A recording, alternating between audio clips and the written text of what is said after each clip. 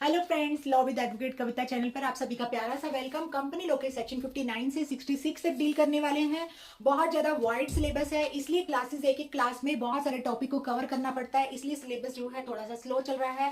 I hope आपको classes अच्छे से समझ आ रही होंगी। तो फटाफट से चलिए section 59 talking about rectification of register of member. Register of member जो है उसमें उसको रेक्टिफाई करना, उसमें सुधार करना कब किया जाता है, किन केसेस में किया जाता है। तो फ्रेंड्स क्या होता है, जब भी कोई शेयर होल्डर बनता है कंपनी का, कंपनी से शेयर बाय करता है, तो उस पर्सन का नाम पर्टिकुलर जो है एक कंपनी के रजिस्टर में मेंटेन किया जाता है। ठीक है, सभी पर्टिकुलर उससे रिलेटेड सारी detail time to time update भी की जाती है, करेक्ट पोजीशन में उसको मेंटेन करना पड़ता है।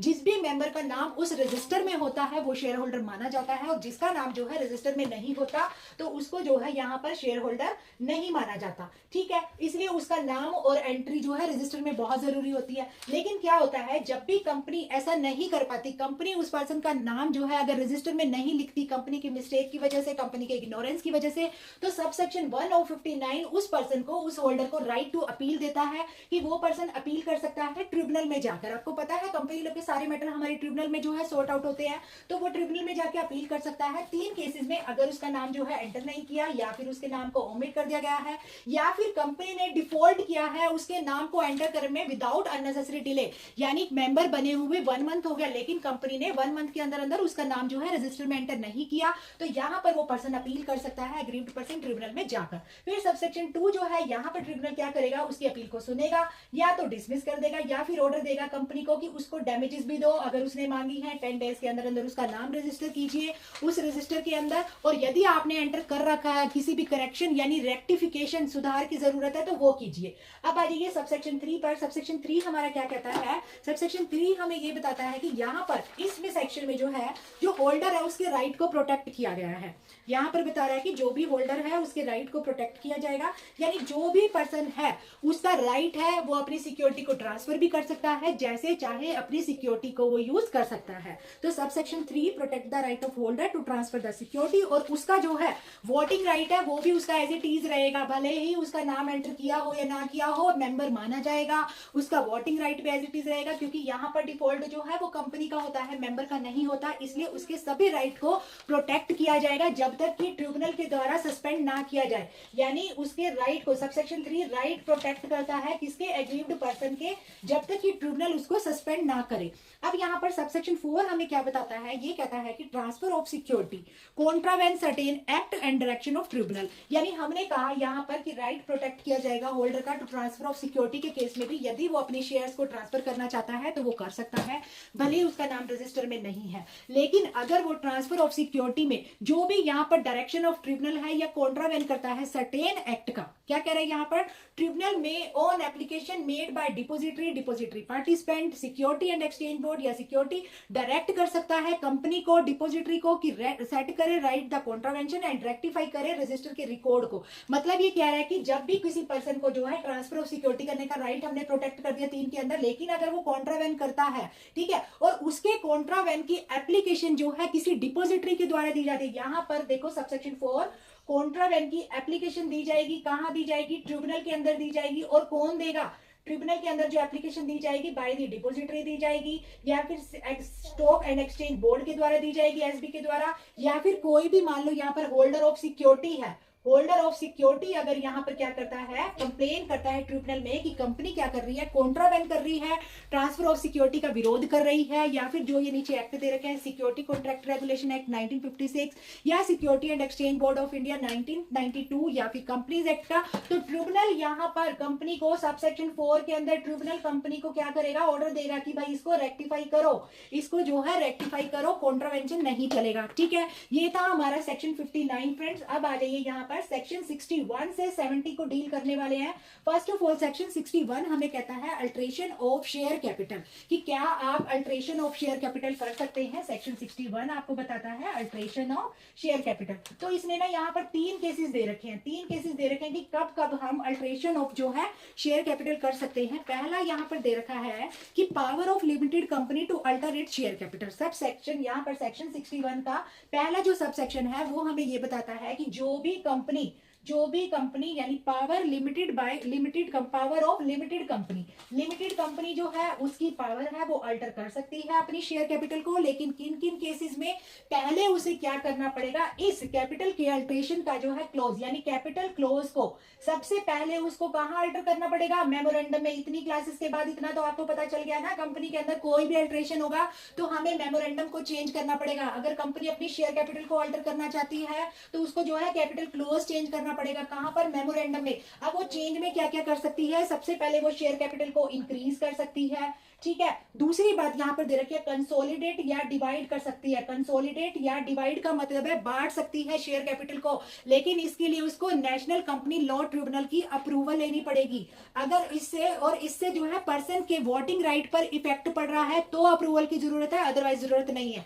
यानी कंपनी जब अपनी शेयर कैपिटल को यहां पर कंसोलिडेट या डिवाइड करेगी जिससे पर्सन की शेयर कैपिटल की यानी पर्सन की जो शेयर कैपिटल है उसकी परसेंटेज पे इफेक्ट पड़ रहा है तो नेशनल कंपनी लॉ ट्रिब्यूनल का अप्रूवल लेना पड़ेगा। तीसरी बात, वो स्टॉक को शेयर में और शेयर को स्टॉक में कन्वर्ट भी कर सकती है कैपिटल क्लोज में चेंज करके। फोर्थ यहाँ पर दे रखा है, सब डिवाइड कर सकती है। सब डिवाइड का मतलब है फ्रेंड्स, कोई बड़ा शेयर है, ठीक है, तो उसको छोटे छोटे पार्ट्स में डिवाइड कर सकती है। यानी एक शेयर के 10 पार्ट बना सकती है। कोई शेयर 100 रुपीज का है तो 10 पार्ट बना के पर शेयर को 10 रुपीज उसकी कीमत दे सकती है, या फिर कैंसिल भी कर सकती है उन शेयर को, या फिर उनको कैंसिल भी कर सकती है अगर उन शेयर को किसी ने नहीं लिया या फिर रिड्यूस की है उसने अपनी कैपिटल अकॉर्डिंगली, तो यहाँ पर जो है वो उसको कैंसिल भी कर सकती है। और यहाँ पर दे रखा है कि कैंसिल का मतलब यहाँ पर रिडक्शन नहीं होगा। कैंसिल का मतलब ये नहीं कि उसने अपनी शेयर कैपिटल को रिड्यूस कर दिया, क्योंकि रिडक्शन क्या होता है उसको हम सेक्शन 66 के अंदर पढ़ेंगे। अब यहाँ पर आ जाइए नेक्स्ट सेक्शन के ऊपर। तो नेक्स्ट सेक्शन यहाँ पर क्या कहता है कि सेक्शन 62 हमें बताता है further issue of share capital, right issue, preferential allotment. कहता है कि जब भी कंपनी को अपनी शेयर यहाँ पर further issue of share capital, जब भी कंपनी अपनी शेयर कैपिटल को फर्दर इशू करती है तो सबसे पहले वो क्या करेगी, प्रेफरेंशियल अलॉटमेंट। प्रेफरेंशियल अलॉटमेंट का मतलब होता है फ्रेंड्स यहाँ पर कि जो कंपनी के एग्जिस्टिंग मेंबर है सबसे पहले उनको अलॉट करेगी। जो भी कंपनी के एग्जिस्टिंग मेंबर है सबसे पहले उनको अलॉट करेगी, उनको राइट देगी कि आप जो है कंपनी के शेयर खरीद सकते हैं, ठीक है। और ये right issue involve preemptive subscription, right to buy additional security in a company, existing security order. और यहाँ पर दे रखा है कि जो यहाँ पर प्रेफरेंशियल राइट अलॉट किया जाएगा कंपनी के एग्जिस्टिंग मेंबर को, इसको नॉन डाइल्यूटिव प्रोराटा वे कहा जाता है। इन सब टर्म्स का मतलब समझिए। देखिए, नॉन डाइल्यूटिव का मतलब है कि एग्जिस्टिंग जो उनकी ओनरशिप की परसेंटेज है वो कम नहीं होगी। नॉन डाइल्यूटिंग का मतलब है जो एग्जिस्टिंग ओनरशिप वो उनकी जो है कम नहीं होगी। दूसरी बात, प्रोराटा वे का मतलब होता है कि उसके पास जितने शेयर है, कंपनी के पास जितने भी शेयर हैं उसके प्रपोर्शन में ही उसको और शेयर अलॉट किए जाएंगे। यानी अगर कंपनी अपनी शेयर कैपिटल इश्यू करती है 1:10 में, तो इसका मतलब है कि पर 10 शेयर पर उसको एक शेयर एक्स्ट्रा दिया जाएगा। अगर 2:5 करती है तो यहां पर भी क्या होगा, 5 शेयर पर उसको 2 और जो है शेयर अलॉट किए जाएंगे एक्स्ट्रा। ये होता है प्रेफरेंशियल अलॉटमेंट। ये जो है सेक्शन 62 के अंदर हमने ये समझा। समझ में आ गई इतनी बात। अब आ जाइए आगे, यहाँ पर जो दे रखा है कि सब सेक्शन 1 इसका क्या कहता है कि जो भी आप यहाँ पर फर्दर इशू करोगे शेयर कैपिटल, इसके लिए एक तो आपको एसआर लाना पड़ेगा। एसआर का मतलब क्या होता है फ्रेंड्स, स्पेशल रेजोल्यूशन लाना पड़ेगा। और आप यहाँ पर 3 जो है मेंबर्स को जो है आप शेयर इशू कर सकते हो। पहला यहाँ पर मेंबर है कि जिस भी कंपनी के पास जो है हैविंग शेयर कैपिटल और वो इंक्रीज करना चाहती है अपनी कैपिटल को, फर्दर शेयर को इशू करते हैं, तो सबसे पहले वो किनको देगी, सबसे पहले वो होल्डर ऑफ द कंपनी को देगी। यानी जो होल्डर ऑफ कंपनी होंगे, होल्डर ऑफ इक्विटी शेयर, यानी होल्डर ऑफ कंपनी नहीं, sorry, holder of equity share जो होंगे, मैंने इसका ये आपको बताया, पेड अप जो है इस प्रोपोर्शन में उसको देगी। ये पहला सबसेक्शन हमें ये बताता है कि सेक्शन 62 में फर्दर इशू करने के टाइम पे स्पेशल रेजोल्यूशन पास करना पड़ेगा। स्पेशल रेजोल्यूशन से सबसे पहले जो किसको वो मिलेगा, ऑप्शन मिलेगा, होल्डर को मिलेगा। दूसरा यहाँ पर कहता है जब ये कंपनी फर्दर शेयर इशू करने के लिए, जब दूसरा आप किस पार्टी को जो है शेयर इशू कर सकती है, दूसरा यहाँ पर दे रखा है employee stock option. Employee stock option का मतलब क्या होता है फ्रेंड्स, एम्प्लॉई स्टॉक ऑप्शन का मतलब होता है कि ऐसे एम्प्लॉई ऐसे एम्प्लॉय जिनसे जो है कंपनी को फायदा हो रहा है, तो कंपनी क्या करती है, कई बार उनको बोनस शेयर इशू कर देती है। बोनस शेयर का मतलब होता है डायरेक्ट शेयर इशू कर देती है। लेकिन एक एम्प्लॉय स्टॉक ऑप्शन में कंपनी डायरेक्ट शेयर इशू ना करके उनको सिर्फ ऑप्शन देती है। क्यों ऑप्शन देती है? कि आपको जो है मार्केट से कम रेट पर शेयर दिए जाएंगे, अगर आप पहले लेना चाहें तो पहला ऑप्शन आपका है, ठीक है। फिर वो उसको क्या करती है, मार्केट में जो है इशू करती है। तो इससे इनको क्या फायदा होता है? अब जैसे मान लो मार्केट में 10 रुपए का शेयर है, इनको 8 रुपए में दिया, और जैसे ही शेयर इशू है कंपनी को फायदा भी हो गया, ठीक है। तो इनको जो है 8 वाला शेयर 80 में हो गया, तो एम्प्लॉइज को फायदा हो गया। लेकिन अगर 8 रुपए वाला शेयर 4 रुपीज में हो गया तो भी नुकसान ज्यादा नहीं होता, क्योंकि शेयर मार्केट में क्या है, रिस्क ऑलवेज बना रहता है, रिस्क पे ही चलती है। तो ये जो है दूसरा एम्प्लॉय स्टॉक ऑप्शन दे रखा है, ठीक है। तीसरा यहाँ पर कह रहा है, और अगर मान लो ना तो जो प्रेफरेंशियल अलॉटमेंट है, ना तो उसमें जो है कैपिटल इशू हुई, ना एम्प्लॉय स्टॉक में ऑप्शन में जो है इशू हुई, तो तीसरा ऑप्शन क्या दिया जाता है, किसी भी पर्सन को दिया जा सकता है, कोई भी पर्सन फिर उनको बाय कर सकता है। लेकिन स्पेशल रिजोल्यूशन इसके लिए भी चाहिए कि इन दोनों पार्टीज के बाद, इन दोनों मेंबर्स के बाद हम अपने शेयर किसी भी पर्सन को इशू कर सकते हैं, ठीक है। साथ ही साथ यहाँ पर दे रखा है कि जो यहाँ पर शेयर इशू का ऑफर दिया जाएगा ना, वो जो है कम से कम वहां पर 7 डेज का टाइम पीरियड मिलना चाहिए उनको एक्सेप्टेंस के लिए। जो भी मेंबर है उनको 7 डेज का टाइम पीरियड देना है कि उनको जो है वो एक्सेप्ट कर पाए। साथ ही साथ जो share capital and debenture rules 2014 है, रीड विद रूल 12A, यहाँ पर रूल 12A को भी इसी सेक्शन में, सेक्शन 62 के अंदर रीड किया जाएगा। साथ ही साथ यहाँ पर दूसरा सब सेक्शन कहता है सेक्शन 62 का, कि जैसे ही आपने फर्दर शेयर इशू किए, आप क्या करेंगे, नोटिस देंगे। किनको देंगे? एग्जिस्टिंग शेयर होल्डर को देंगे। और नोटिस देने का जो प्रोविजन है यहाँ पर क्या दे रखा है, यहाँ पर दे रखा है या तो आप कोरियर के जरिए, स्पीड पोस्ट के जरिए, बाय पोस्ट के जरिए, या फिर इलेक्ट्रॉनिक फॉर्म में भी आप क्या कर सकते हैं, ये जो है इनको एग्जिस्टिंग डिस्पैच कर सकते हैं नोटिस को एटलीस्ट 3 डेज बिफोर। यानी जिस दिन आपको शेयर ओपन करना है, शेयर ओपनिंग से 3 दिन पहले आप जो है नोटिस को डिलीवर कर देंगे। 3 डेज बिफोर आप नोटिस को डिलीवर कर देंगे। और यहाँ पर ये जो है सबसेक्शन 2 कह रहा है शेयर इशू करने के बदले। लेकिन यहाँ पर शेयर ओपनिंग का जो लिमिटेशन पीरियड दे रखे हैं ना, कि शेयर ओपनिंग के लिए हम क्या करेंगे, सबसे पहले नोटिस भेजेंगे शेयर होल्डर को। नोटिस 3 दिन के अंदर अंदर डिलीवर होगा, उस 3 दिन के बाद हम क्या करेंगे, शेयर ओपनिंग करेंगे। लेकिन प्राइवेट कंपनी के केस में अगर 90% उसके मेंबर ने कंसेंट दे दी है राइटिंग में, और वहां पर क्या है, उन्होंने इलेक्ट्रॉनिक मोड में भी जो है कंसेंट दे दिया कि 3 डेज से कम पीरियड में भी जो है हम जो है उसको शेयर ओपनिंग कर सकते हैं, तो उस केस में जो है प्राइवेट कंपनी के केस में 3 दिन से पहले भी शेयर ओपनिंग हो सकता है, ठीक है। अब आ जाइए यहाँ पर नेक्स्ट जो है, हमें यहाँ पर एक एक्सेप्शन दे रखी है 62 की। ये एक्सेप्शन क्या कहती है, ये एक्सेप्शन हमें ये बताती है कि सेक्शन 62 अप्लाई नहीं होगा conversion of debenture and loan into equity share. यानी मान लो डिबेंचर है या फिर लोन इन इक्विटी शेयर है, डिबेंचर या फिर लोन ऑफ इक्विटी शेयर है, तो इस केस में सेक्शन 2 को जो है अप्लाई करने की जरूरत नहीं है। यानी यहाँ पे जो है 62 अप्लाई होगा ही नहीं। साथ ही साथ सबसेक्शन 3 हमें ये भी बताता है कि और जो है यहाँ पर दे रखा है section 62 shall not be applicable to such increase in subscribed capital.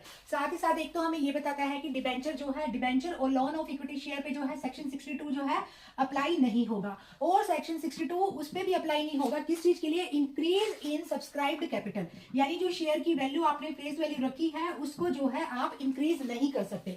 Increase in subscribed capital में भी ये जो है सेक्शन 62 जो है अप्लाई नहीं होगा, ठीक है। अब इसके बाद ये दे रखा है कि सबसेक्शन 4 क्या करता है, लेकिन सबसेक्शन 4 जो है यहाँ पर क्या कहता है, empower the government to direct by order, कि मतलब conversion of debenture issue to the government और लोन या issued by the government to company इधर फुल और in part thereof into share of such company. कह रहा है कि अगर मान लो ये डिबेंचर और लोन अगर मान लो गवर्नमेंट ने इशू किया है या गवर्नमेंट के द्वारा इशू किया जा रहा है, ठीक है, या गवर्नमेंट को इशू किया जा रहा है या गवर्नमेंट के द्वारा इशू किया जा रहा है, उस केस में डिबेंचर और लोन ऑफ इक्विटी शेयर का कन्वर्जन हो सकता है। कौन कह रहा है, सेक्शन 62 का सब क्लॉज 4 गवर्नमेंट की बात कर रहा है। अगर गवर्नमेंट ने इशू किया है या गवर्नमेंट को इशू किए हैं लोन या डिबेंचर, उस केस में उसका कन्वर्जन हो सकता है, ठीक है। लेकिन जो भी यहाँ पर रीजनेबल सर्कमस्टेंसेज है उनको देखा जाएगा, जो भी टर्म्स एंड कंडीशन जरूरी है उनको फॉलो किया जाएगा। अगर मान लो term of the issue of such debenture या raising of such loan don't providing for an option for such conversion, कि ये भी देखा जाएगा कि क्या जो टर्म्स एंड कंडीशन है वो आपको ऑप्शन देती है कन्वर्जन का या नहीं, तो ये भी देखा जाएगा। साथ ही साथ यहाँ पर सब सेक्शन 5 हमें ये कहता है कि government shell consider following while determining the term and condition. अब आपको बता दिया सब सेक्शन 4 में गवर्नमेंट को या गवर्नमेंट के द्वारा अगर डिबेंचर और loan of equity share issue किया जाता है तो उसको हम कन्वर्ट कर सकते हैं, लेकिन कुछ टर्म एंड कंडीशन को फॉलो किया जाएगा। रीजनेबल सर्कमस्टेंसेज क्या है, और उन टर्म्स एंड कंडीशन में ये भी देखा जाएगा क्या गवर्नमेंट के लिए इम्यूनिटी है, कि गवर्नमेंट के केस में इसको जो है कन्वर्ट किया जा सकता है। अब सब सेक्शन 5 उसी टर्म एंड कंडीशन की बात करता है। उस टर्म एंड कंडीशन में सबसे पहले हम देखेंगे कंपनी की फाइनेंशियल पोजीशन क्या है, यानी financial position of the company जो है देखा जाएगा। दूसरी बात, terms of issue of debenture और लोन कितनी थी, कितने टर्म के लिए इशू किया गया था। थर्ड, किस रेट ऑफ इंटरेस्ट पे पेबल है, किस रेट ऑफ इंटरेस्ट पे पेबल थे वो शेयर, ठीक है। और जो भी अदर मैटर इससे रिलेटेड नेसेसरी है उन सबको मद्देनजर रखा जाएगा, उन सबको ध्यान दिया जाएगा, उन सबको कंसीडर करने के बाद ही डिसाइड किया जाएगा कि इनका कन्वर्जन पॉसिबल है या नहीं। अब आ जाइए सेक्शन 6 के ऊपर। जो सेक्शन 6 है सेक्शन 62 का, ये हमें बताता है कि pursuant the order of the government for conversion of debenture, कहता है कि जो गवर्नमेंट ने ऑर्डर दिया उसका अनुसरण करते हुए अंडर सब सेक्शन 4 में जो authorised share capital of company है शेयर स्टैंड इंक्रीज हो जाएगी by the amount equal to the amount of value of the share. कहता है कि जैसे ही गवर्नमेंट के बाद जो डिबेंचर और लोन ऑफ इक्विटी शेयर है उनका कन्वर्जन होगा तो जो शेयर की जो वैल्यू है ना वो भी क्या हो जाएगी, शेयर वैल्यू इंक्रीज हो जाएगी, ठीक है। ये गवर्नमेंट के केस में कहा जा रहा है और किसी के केस में नहीं कहा जा रहा है, वो भी क्या हो जाएगी, इंक्रीज हो जाएगी। और साथ ही साथ ये जो है कन्वर्टेड हुआ है वैल्यू ऑफ सच शेयर, यानी जो शेयर की वैल्यू इंक्रीज होगी उन सच डिबेंचर की और लोन की, उसको क्या किया जाएगा, फिर मेमोरेंडम में भी अल्टर किया जाएगा। ये तो आपको पता ही है, कोई भी एडिटिंग होती है अगर किसी भी क्लॉज में, ठीक है, तो उसको हम क्या करेंगे, उसको हम मेमोरेंडम के अंदर भी मेंशन करेंगे। ये सबसे पहली और इंपॉर्टेंट बात है। मेमोरेंडम का इंपॉर्टेंट रोल है, रजिस्ट्रार का बहुत ही इंपॉर्टेंट रोल है, स्पेशल रिजोल्यूशन का बहुत ही इंपॉर्टेंट रोल है। ये कुछ टर्म है जो कंपनी एक्ट को क्या बनाती है, सप्लीमेंट बनाती है। अब आ जाइए यहाँ पर सेक्शन 63। सेक्शन 63 हमें बताता है इशू ऑफ बोनस शेयर के बारे में। बोनस शेयर क्या होता है, मैंने आपको बताया कि जब भी कंपनी अपने एम्प्लॉयज को रिवॉर्ड देना चाहती है उनकी जो है किसी नो हाउ की वजह से या टेक्निकल एक्सपर्टीज की वजह से या फिर उनके द्वारा हुए किसी प्रॉफिट की वजह से, तो कंपनी उनको शेयर इशू करती है, that is bonus of share issue. उसी को ही हम क्या बोलते हैं, बोनस इशू, बोनस शेयर बोलते हैं, ठीक है। अब यहाँ पर कहता है कि source for issue of bonus share. अब ये तो आपको पता चल गया कि बोनस शेयर होता क्या है और कंपनी जो है किनको इशू करती है, लेकिन यहाँ पर सब क्लॉज 1 हमें बताता है कि सोर्स क्या है, बोनस शेयर जो होंगे वो कहां से जो है दिए जाएंगे, एम्प्लॉइज को कहां से इशू किए जाएंगे। तो सबसे पहले तो कहता है जो भी फ्री रिजर्व होगा कंपनी के पास, ठीक है, फ्री रिजर्व में से किया जाएगा। दूसरा कहता है security premium account, SPA, security premium account से किया जाएगा। तीसरा कहता है जो कैपिटल रिडम्पशन अकाउंट है, जो कैपिटल रिडम्पशन अकाउंट है उसमें से जो है क्या किया जाएगा, बोनस शेयर को इशू किया जाएगा, ठीक है। ये कौन कह रहा है, सेक्शन 63 कह रहा है। साथ ही साथ यहां पर कह रहा है कि जो बोनस शेयर है ना, ये देखो इन तीनों में से तो इशू किए जाएंगे, यहां से तो इशू होंगे, लेकिन कहां से इशू नॉट इशू, कहां से इशू नहीं होंगे, that is friend revaluation reserve. Revaluation reserve जो होगा उसमें से जो है हम बोनस शेयर को इशू नहीं करेंगे। देखो फ्रेंड्स, कई बार हम इन चीजों पे तो ध्यान देते हैं, कहां पे कौन सी चीज एप्लीकेबल है, क्यों एप्लीकेबल है, इतना हमें पता होता है, लेकिन कहां नहीं एप्लीकेबल ये इंपॉर्टेंट होता है। लॉ में सबसे पहली चीज ट्रिकी क्वेश्चन ही यही होती है, कहां कोई चीज अप्लाई है ये ना पूछ के ये पूछा जाता है कहां अप्लाई नहीं है। मोस्टली एमसीक्यू में पूछा जाता है और हमें अप्लाई वाला याद होता है। तो फ्रेंड्स हमेशा दूसरा एस्पेक्ट भी क्वेश्चन का आप ध्यान रखिए, तभी आप जो है अपनी स्टडी को कंप्लीट कर सकते हैं। दूसरी बात यहाँ पर दूसरा सबसेक्शन कहता है कि क्या प्री रिक्वायरमेंट है इशू ऑफ बोनस शेयर की।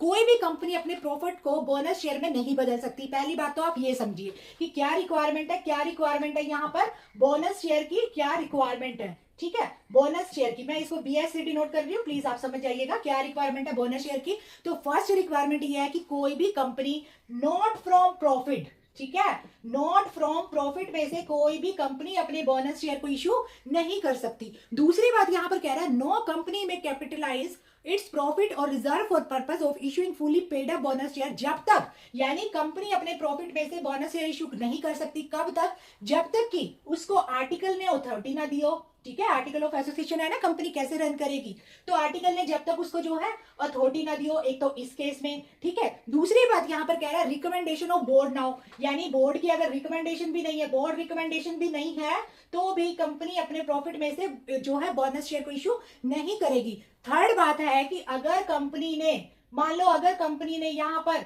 किसी का डेप्ट देना है, किसी का ड्यू है कंपनी के ऊपर, तो भी कंपनी जो है बोनस शेयर इशू नहीं कर सकती। यानी किसी का बकाया ना हो तब कंपनी जो है बोनस शेयर इशू कर सकती है। अगर कंपनी ने किसी का डेप्ट देना है जो कि ड्यू है, किस वजह से ड्यू है, मान लो किसी पर्सन ने जो है कंपनी में एफडी करा रखी है, अब इसका जो इंटरेस्ट आ रहा है या इसका जो प्रिंसिपल है वही कंपनी नहीं दे पा रही, तो कंपनी कैसे बोनस शेयर इशू करेगी? आप तो तभी किसी को रिवॉर्ड दोगे ना यदि आपके पास कुछ होगा। अगर आपके पास ही कुछ नहीं है तो आप कैसे बांटोगे कोई भी चीज? अब यहाँ पर लास्ट बात कह रहा है कि पार्शली पेड अप शेयर जो है allot if any outstanding on the date of allotment are made fully paid up, यानी यहाँ पर जो शेयर है अभी उनकी फुल पेमेंट ही नहीं आई है, पार्शली पेड अप शेयर है, आपके पास ऑलरेडी फंड नहीं है, फिर आप बोनस शेयर बांट रहे हो, तो ये तो पॉसिबल नहीं है। साथ ही साथ यहाँ पर कह रहा है कि अगर कंपनी ने किसी का भी भुगतान करने में कोई भी डिफॉल्ट किया है, उस पर्सन को जो है वो बोनस शेयर, उस केस में बोनस शेयर इशू नहीं कर सकती। समझ में आ गई? साथ ही साथ रीड विद रूल 14, साथ ही साथ आप किसको फॉलो करोगे? Read with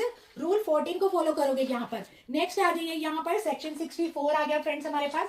section 64 talking about, ये हमें बताता है कि notice to be given to registrar for alteration of share capital. हमने पढ़ा कि हम शेयर कैपिटल को इशू जो है अल्टर कर सकते हैं, किस केस में कर सकते हैं, क्या प्रोसीजर फॉलो करना पड़ेगा। अब सेक्शन 64 ये कह रहा है जब आप अल्टरेशन करो, चाहे इंक्रीज करो शेयर कैपिटल को, चाहे डिक्रीज करो, लेकिन यहाँ पर कंपनी क्या करेगी? रजिस्ट्रार को नोटिफाई करेगी। अल्टरेशन, यहाँ पर मैं लिख रही हूँ अल्टरेशन, ठीक है, ऑफ यहाँ पर SC share capital, alteration of share capital, इसका जो है नोटिस किसके पास जाएगा? सबसे पहले जाएगा रजिस्ट्रार के पास। किसके द्वारा? कंपनी नोटिफाई करेगी रजिस्ट्रार के पास। कैसे नोटिफाई करेगी? फॉर्म नंबर SH7 को फिल करके, SS7 में जो परफॉर्मा दे रखा है उसको फिल करेगी। देन कंपनी उस एप्लीकेशन को रजिस्ट्रार के पास लगाएगी कि हम जो है अपनी शेयर कैपिटल में अल्टरेशन करना चाहते हैं, प्लीज 30 डेज के अंदर अंदर हमारे मेमोरेंडम को अल्टर कर दीजिए। 30 डेज का टाइम पीरियड है जिसमें रजिस्ट्रार जो है अल्टर करेगा। किसमें अल्टरेशन करेगा? मेमोरेंडम में अल्टरेशन करेगा। ठीक है, मेमोरेंडम में अल्टरेशन करना पड़ेगा, लेकिन करेगा कौन? रजिस्ट्रार करेगा। साथ ही साथ यहाँ पर दे रखा है कि 30 डेज में of alteration to its capital in case of, अगर यहाँ पर, और दूसरा यहाँ पर कह रहा है कि अल्टरेशन ऑफ कैपिटल कैसा होना चाहिए? जो सेक्शन 61 के सब क्लोज 1 में दिया गया है। हमने आपको बताया था जब भी शेयर कैपिटल को जो है आपको अल्टर करना है, आपको क्या करना पड़ेगा? मेमोरेंडम के कैपिटल क्लोज में अल्टर करना पड़ेगा। दूसरी बात, यहाँ पर ऑर्डर मेड बाय गवर्नमेंट, यहाँ पर आप गवर्नमेंट से भी ऑर्डर लेंगे, अथॉरिटी लेंगे, ठीक है, कि आप अपनी शेयर कैपिटल में अल्टर करना चाहते हैं। साथ ही साथ redemption of any redeemable preference share, अगर कोई रिडीमेबल प्रेफरेंस शेयर है तो उसको भी आप रिडीम करेंगे, उसके बाद जो है आप अल्टरेशन कर सकते हैं शेयर कैपिटल में। दूसरा सब क्लोज आपको 64 का ये कहता है अगर आप ऐसा नहीं करते, जो प्रोसीजर, जो प्रोटोकॉल आपको फॉलो करने के लिए दिया गया है उस अकॉर्डिंग अगर आप अपनी शेयर कैपिटल को अल्टर नहीं करते तो यहाँ पर पेनल्टी दी जाएगी। पेनल्टी किसको दी जाती है? ऑलवेज की तरह दो अथॉरिटी, एक कंपनी और एक दूसरा कौन है?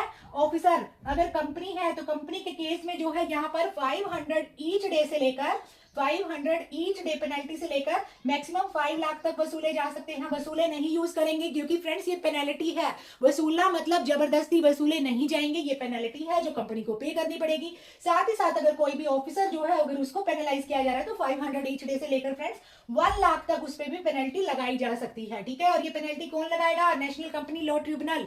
अब आ जाइए नेक्स्ट यहाँ पर सेक्शन 66 पे, नेक्स्ट आ गया यहाँ पर सेक्शन 66। फ्रेंड देखो हमने सेक्शन 64 पढ़ा, उसके बाद डायरेक्ट आया हमारे पास सेक्शन 66, क्योंकि फ्रेंड्स कुछ प्रोविजन है ना जो वो क्या है, कुछ प्रोविजन को एक साथ पढ़ा जाता है, जो प्रोविजन आपस में रिलेट करते हैं उनको एक साथ पढ़ा जाता है। इसलिए यहाँ पर 65 को स्किप करके यहाँ पर डायरेक्ट 66 दिया गया, और आई थिंक शायद हम 65 रीड भी कर चुके हैं। अब आ जाइए 66 पर, that is reduction of share capital. अब कैसे होगी? अब आपने पढ़ा अल्टरेशन ऑफ शेयर कैपिटल, अब आप पढ़ रहे हो रिडक्शन ऑफ शेयर कैपिटल।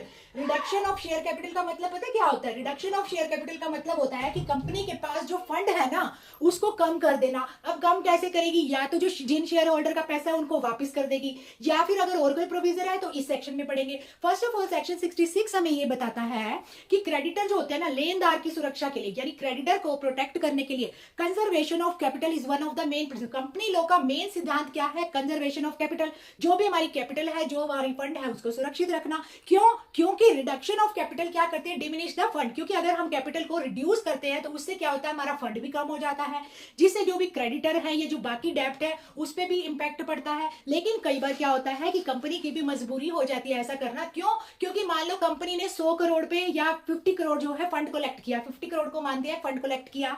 अब कंपनी का बिजनेस जो है 30 करोड़ से ही चल रहा है, ठीक है, तो वहां पर 20 करोड़ वापस करेगी कंपनी की इनको शेयर होल्डर को। अब आप सोचेंगे जिस भी पर्सन के पास पैसा उसको क्या पड़ी है किसी को वापस करने की। फ्रेंड्स, मार्केट में इमेज बनाने के लिए कि ये कंपनी जो है हेल्पफुल है, समय समय पे हमें जो है बेनिफिट भी देती है और जब जरूरत पड़ती है हमारे फंड को वापस भी करती है, तो क्या होता है एक जो सब्सक्राइबर होता है ना उसका जो है बिलीव बिल्डअप होता है। उस वजह से कंपनी क्या करती है, शेयर कैपिटल को रिड्यूस करती है। अगर शेयर होल्डर को फंड वापस करना पड़े तो उस केस में कंपनी वो भी करती है। लेकिन ध्यान दीजिए यहाँ पर रिडक्शन ऑफ शेयर कैपिटल जो भी होगा, सबसे पहली बात, जब भी आप रिडक्शन ऑफ शेयर कैपिटल करना चाहते हैं आपको यहाँ पर ट्रिब्यूनल का अप्रूवल लेना पड़ेगा। नंबर 1, आपको ट्रिब्यूनल का अप्रूवल लेना पड़ेगा और ये अप्रूवल लेने से पहले आपको क्या करना पड़ेगा, स्पेशल रेजोल्यूशन पास करना पड़ेगा। जैसे ही आप स्पेशल रेजोल्यूशन पास करेंगे उसके बाद आप ट्रिब्यूनल से कंसेंट लेंगे और एक कंपनी लिमिटेड बाय शेयर या लिमिटेड बाय गारंटी या जिस भी कंपनी के पास शेयर कैपिटल है वो रिड्यूस करेगी शेयर कैपिटल को। ये 3 मैनर दे रखे हैं। अब देखो यहाँ पे मैंने आपको बताया reduction of share capital you can do under section 66 sub clause 1 talking about कि first you have to pass the special resolution, then you will go to the tribunal for approval of the reduction of the share capital. अब ये कह रहा है भले ही company limited by share है, यानी कंपनी जो है वो लिमिटेड बाय शेयर है या फिर गारंटी है, शेयर है या फिर गारंटी है, दोनों ही केस में अगर कोई कंपनी अपनी शेयर कैपिटल को रिड्यूस करना चाहती है तो उसको 3 जो है यहाँ पर मैनर फॉलो करने पड़ेंगे। अब वो 3 मैनर कौन से हैं? पहली बात, अगर शेयर का पूरा पैसा नहीं मिला तो बाकी जो बचा हुआ पैसा है या तो उनको माफ कर सकती है या फिर कम कर सकती है। कैसे? पहली बात, अगर शेयर जो है फुली पेड अप नहीं है, फुली पेड अप नहीं है तो जो रिमेनिंग अमाउंट है, remaining value of share, remaining value को क्या कर सकती है, यहाँ पर उनकी लायबिलिटी को फिनिश कर सकती है, खत्म कर सकती है या फिर माफ भी कर सकती है कि रहने दीजिए, 10 रुपए का शेयर था, 6 रुपीज आपके आ चुके हैं, 4 रुपीज देने की जरूरत नहीं है क्योंकि हमारा बिजनेस जिस अकॉर्डिंग चल रहा है उसके लिए 6 rupees face value is sufficient. दूसरी बात यहाँ पर कह रहा है कि मान लो कंपनी को इतना लॉस हुआ कि उसकी एसेट कम होगी। पहले कंपनी को क्या हुआ, यहाँ पर देखिए दूसरा पॉइंट, कंपनी को क्या हुआ, यहाँ पर लॉस हुआ, उसके बाद क्या हो गया, एसेट जो थी वो क्या होगी, कम हो गई। अब एसेट्स कम होगी, उसके बाद जो कंपनी की पेड अप कैपिटल है वो इतनी नहीं है कि वो एसेट्स को रिड्यूस कर पाए। उस केस में भी क्या कर सकती है, यहाँ पर कंपनी अपनी शेयर कैपिटल को रिड्यूस कर सकती है। एसेट्स कम है और अब जो पेड अप कैपिटल है वो जो है पेड अप कैपिटल वो एसेट्स को रिप्रेजेंट नहीं कर पा रही, उस केस में भी क्या करेगी company, reduction of share capital कर देगी। थर्ड पॉइंट यहाँ पर कह रहा है कि कंपनी के पास जो कैपिटल है वो सफिशिएंट है, वो एक्सेस है, तो उस केस में भी वो क्या करेगी, शेयर होल्डर को पैसा वापस करके, यानी यहाँ पर कह रहा है कि जो कंपनी के पास ऑलरेडी जो कैपिटल है वो एक्सेस है, मतलब इतनी है कि कंपनी अपना बिजनेस जो है अच्छे से रन कर सकती है, उस केस में यहाँ पर क्या करेगी company, reduction of share capital कर देगी। लेकिन यहाँ पर दे रखा है कि ये सब करने के लिए, ये 3 मैनर के लिए भी कंपनी को क्या करना पड़ेगा, स्पेशल रेजोल्यूशन लाना पड़ेगा। दूसरी बात, अल्टर करना पड़ेगा, कहां पर, मेमोरेंडम में, अल्टर इन मेमोरेंडम में उसको अल्टर भी करना पड़ेगा, साथ के साथ स्पेशल रेजोल्यूशन भी लाना पड़ेगा। किस चीज के लिए, रिडक्शन ऑफ शेयर कैपिटल के लिए। अब यहाँ पर कह रहा है सबसेक्शन 2 कह रहा है यहाँ पर कि issue of notice by the tribunal, company share capital reduce करेगी तो यहाँ पर क्या करेगी, सबसे पहले ट्रिब्यूनल में एप्लीकेशन डालेगी। आपको क्या करना है, रिडक्शन करनी है शेयर कैपिटल, अपने आप से तो करोगे नहीं, पहली बात बताई, यहाँ पर स्पेशल रेजोल्यूशन लाने के बाद ट्रिब्यूनल से अप्रूवल लेना पड़ेगा। अप्रूवल के लिए सबसेक्शन 2 के अंदर आप क्या लगाएंगे, एप्लीकेशन लगाएंगे। कहाँ लगाएंगे, ट्रिब्यूनल के अंदर लगाएंगे। जैसे ही आप एप्लीकेशन लगाएंगे ट्रिब्यूनल यहाँ पर क्या करेगा, सबसे पहले आप एप्लीकेशन लगाने के बाद ट्रिब्यूनल यहाँ पर नोटिस देगा, किसको नोटिस देगा, यहाँ पर नोटिस देगा सेंट्रल गवर्नमेंट को। सेंट्रल गवर्नमेंट ने अपनी पावर डेलीगेट की हुई है रीजनल डायरेक्टर को, जहां पे भी नाम सेंट्रल गवर्नमेंट आए कंपनी लॉ के अंदर, आपको याद रखना है वहां पर वो नोटिस, वो इंफॉर्मेशन, वो नोटिफिकेशन किसको जाएगी, रीजनल डायरेक्टर को जाएगी। दूसरी बात, रजिस्ट्रार को भी बताया जाएगा कि ये कंपनी अपनी शेयर कैपिटल को रिड्यूस करना चाहती है। तीसरी बात, सिक्योरिटी एंड एक्सचेंज बोर्ड को भी, अगर कंपनी वहां पर रजिस्टर है, रिकॉग्नाइज्ड स्टॉक एक्सचेंज में रजिस्टर है, तो उसको भी नोटिफिकेशन जाएगी। और फोर्थ जो है, जो भी कंपनी के लेनदार है उनको भी इंफॉर्मेशन जाएगी। साथ ही साथ ट्रिब्यूनल क्या करेगा, इस एप्लीकेशन को कंसीडर करेगा, कितने टाइम पीरियड में, 3 मंथ्स का लिमिटेशन पीरियड है, 3 मंथ्स का लिमिटेशन पीरियड है, ट्रिब्यूनल के पास एप्लीकेशन को कंसीडर करेगा। अगर वो सेटिस्फाई हो जाता है यहाँ पर, ठीक है, अगर जो है ट्रिब्यूनल सेटिस्फाई हो जाता है यहाँ पर, तो सब सेक्शन यहाँ पर 3 के अंदर, सब सेक्शन 3 ऑफ सेक्शन 66 में क्या करेगा, यहाँ पर ऑर्डर दे देगा ट्रिब्यूनल,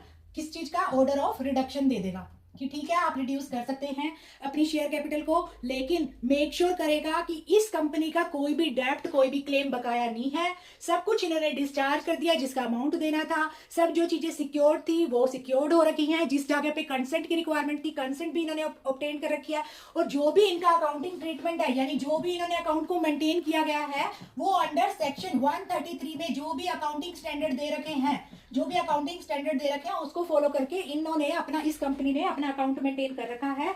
तो ट्रिब्यूनल इनको जो है कंफर्मेशन दे देगा। साथ ही साथ यहाँ पर आइए, सबसेक्शन यहाँ पर 4 दे रखा है। सबसेक्शन 4 हमें ये बताता है कि publication of order confirmation of tribunal. अब जैसे ही ट्रिब्यूनल कंफर्मेशन दे देगा ना कि ठीक है आप रिड्यूस कर सकते हैं, तो यहाँ पर सबसेक्शन 4 हमें क्या बता रहा है, सबसेक्शन 4 में क्या किया जाएगा, देखो सबसेक्शन 4 में क्या करेगा ट्रिब्यूनल ने, जैसे ही ऑर्डर दिया तो पब्लिश किया जाएगा उस ऑर्डर को, जिस मैनर में ट्रिब्यूनल डिस्क्राइब मतलब प्रिस्क्राइब करेगा, यानी ऑर्डर ऑफ पब्लिकेशन। ठीक है, कि शेयर कैपिटल में अल्टर किया जा रहा है, इस ऑर्डर को पब्लिश किया जाएगा, ऑर्डर ऑफ पब्लिश। ठीक है, किस चीज का, शेयर कैपिटल रिड्यूस का, रिडक्शन का ऑर्डर दिया जाएगा सब क्लॉज 4 में। सब क्लॉज 5 हमें ये कहता है delivery of certified copy of the order of tribunal कहां दी जाएगी, रजिस्ट्रार को दी जाएगी with in 30 days of the receipt of copy of order. जैसे ही ट्रिब्यूनल से हमें ऑर्डर मिल जाएगा 30 दिन के अंदर अंदर, 30 डेज के अंदर उसकी सर्टिफाइड कॉपी, सर्टिफाइड कॉपी का मतलब है ओरिजिनल ना होगी, ओरिजिनल जैसी दिखने वाली सर्टिफाइड कॉपी किसको दी जाएगी, रजिस्ट्रार को दी जाएगी कि यहाँ पर हमें ट्रिब्यूनल से अप्रूवल मिल गया है। साथ ही साथ यहाँ पर सेक्शन 6 कहता है एग्जाम्प्ट किया जाता है बायबैक को, exemption of buyback. Exemption of buyback का मतलब है आपने क्या किया, सब्सक्राइबर को महंगे शेयर बेचे, महंगी वैल्यू पे। अब आप अपनी शेयर कैपिटल को रिड्यूस कर रहे हो तो सोच रहे हो कि क्यों ना अपने शेयर कम वैल्यू पे वापस ले ले, तो ऐसा नहीं किया जाएगा, आप बायबैक नहीं कर सकते हो सेक्शन 6 के अंदर। वही सेक्शन 7 जो है which is talking about, section 7 आपको ये बताता है कि यहाँ पर no liability of member, capital reduce होने के बाद कोई भी नई लाइबिलिटी मेंबर पर नहीं लगाई जाएगी। कैपिटल, यहाँ पर शेयर कैपिटल को रिड्यूस करने के बाद कोई भी न्यू लाइबिलिटी आप मेंबर पर इंपोज नहीं करोगे। ये कौन कह रहा है, ये सब सेक्शन 7 कह रहा है, सेक्शन 66 का। और साथ ही साथ यहाँ पर सेक्शन सबसेक्शन 8 कह रहा है जहां पर क्रेडिटर एंटाइटल है to object but was not included in the list of creditor. मान लो कोई ऐसा क्रेडिटर है जो ऑब्जेक्ट करना चाहता है लेकिन उसका नाम ही नहीं है क्रेडिटर की लिस्ट में, तो इसका मतलब ये नहीं कि वो ऑब्जेक्ट नहीं कर सकता। तो सेक्शन जो सबसेक्शन 8 है वो कहता है कि क्रेडिटर कैन ऑब्जेक्ट, अगर want, creditor can object if he want, अगर वो चाहता है तो वो जो है ऑब्जेक्ट कर सकता है, भले ही उसका नाम जो है क्रेडिटर लिस्ट में नहीं है, कंपनी की इग्नोरेंस की वजह से, कंपनी के नेचर ऑफ इंटरेस्ट की वजह से, तो वहां पर उसको जो है यहाँ पर क्रेडिटर को बार नहीं किया जा सकता इस चीज के लिए। तो सबसेक्शन 8 में क्रेडिटर को बार नहीं किया जा सकता उसको रेमेडी लेने के लिए, लेकिन कब नहीं किया जा सकता, जब अगर मान लो कंपनी अच्छी पोजीशन में है, कंपनी सही अच्छे से रन कर रही है। दूसरा यहाँ पर shall be liable to contribute to the payment of डेब्ट, और कंपनी लाइबल भी है किसी ऐसे क्रेडिटर का डेब्ट देने के लिए जो मेंशन किया गया है उसके मेमोरेंडम में कि एक्सेप्शनल केसेस में कंपनी लाइबल होगी अपने ही क्रेडिटर को डेब्ट देने से। और तीसरा, अगर जो अमाउंट है यानी जो क्रेडिटर का जो अमाउंट है वो एक्सीडिंग नहीं है उस अमाउंट से जितना कोई कंपनी कंट्रीब्यूट करने के लायक है। यानी यहाँ पर कंपनी के मेमोरेंडम में लिखा हुआ है अगर किसी क्रेडिटर को डेब्ट देना है, कोई क्लेम उसका जो है या उसको जो लाइबिलिटी बनती है, जो भी कंट्रीब्यूट करेगा उतना कंट्रीब्यूट करेगा जितना उसका अमाउंट है, उससे एक्सीडिंग अमाउंट का कंट्रीब्यूटर भी नहीं हो सकता। और अगर कंपनी वाउंड अप हो जाती है, यानी यहाँ पर कहता है कि द ट्रिब्यूनल में on the application of such creditor, जो क्रेडिटर जो ये कह रहा है मेरा नाम क्रेडिटर लिस्ट में नहीं है लेकिन मेरा डेब्ट ड्यू है इस कंपनी के अंदर, तो वो ले सकता है। उसका राइट इस बात से खत्म नहीं होता कि उसका नाम जो है क्रेडिटर लिस्ट में नहीं है, लेकिन जब वो एप्लीकेशन लगाएगा ट्रिब्यूनल के पास कि कंपनी ने जो है इग्नोर किया है उसके नाम को एंटर करने से, इस बात का उसको प्रूफ देना पड़ेगा ट्रिब्यूनल को। तो यहाँ पर ट्रिब्यूनल क्या करेगी, जो भी पर्सन क्या है लायबल है कंट्रीब्यूट करने के उस पर्सन के क्लेम को, तो यहाँ पर ट्रिब्यूनल जो है यहाँ पर सेक्शन 8 के अंदर ही ट्रिब्यूनल लिस्ट बनाएगी उन पर्सन की, ट्रिब्यूनल लिस्ट बनाएगी उन पर्सन की जो भी पर्सन लायबल है सेट द क्लेम के लिए। दूसरा, make and enforce, call and order देगी कंट्रीब्यूट को, उन पर्सन की लिस्ट बनाएगी ट्रिब्यूनल, लिस्ट बनाएगी पर्सन और कंट्रीब्यूटरी लिख सकते हैं हम यहाँ पर, और उनको ऑर्डर भी देगी किस चीज के लिए कि कंट्रीब्यूट करे, ऑर्डर देगी कंट्रीब्यूट करने के लिए। ये था सेक्शन जो है 66 का सब क्लॉज 8। अब आ जाइए यहाँ पर सेक्शन 66 का सब क्लॉज 9 हमें ये बताता है कि right of contributory not affected. कह रहा है कि अगर मान लो कोई कॉन्ट्रीब्यूटरी है कंपनी का, मान लो जो भी कॉन्ट्रीब्यूटरी है कंपनी का, ऑलरेडी मेमोरेंडम में मेंशन है कि अगर कोई भी क्रेडिटर है और कंपनी के पास जो है अच्छा खासा कंपनी का ऑपरेशन चल रहा है, तो सभी जो वहां के मेंबर है वो कॉन्ट्रीब्यूट करके उस क्रेडिटर का जो है डेप्ट जो है क्लियर करेंगे। लेकिन कॉन्ट्रीब्यूटरी का अगर उस कंपनी में जो भी पर्सनल राइट है उस पर कोई इफेक्ट नहीं पड़ेगा, not affected, personal right not affected, mention under section subsection 9 के अंदर। अब आ जाइए यहाँ पर सबसेक्शन 10 कहता है लायबिलिटी ऑफ ऑफिसर। वैसे तो देखो कोई भी पर्सन है, होल्डर है, कोई भी सब्सक्राइबर है या फिर क्रेडिटर है, उसके डेप्ट के लिए कंपनी लायबल है।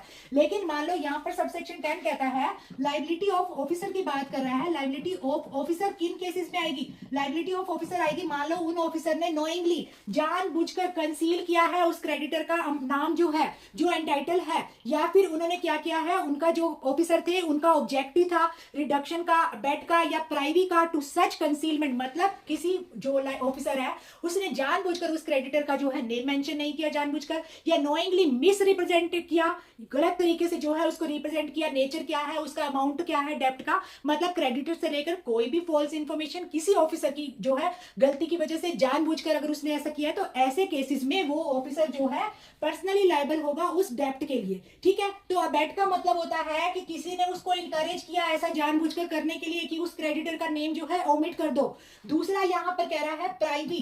प्राइवी का मतलब यहाँ पर होता है कि एक को participant, one who has an interest in a matter.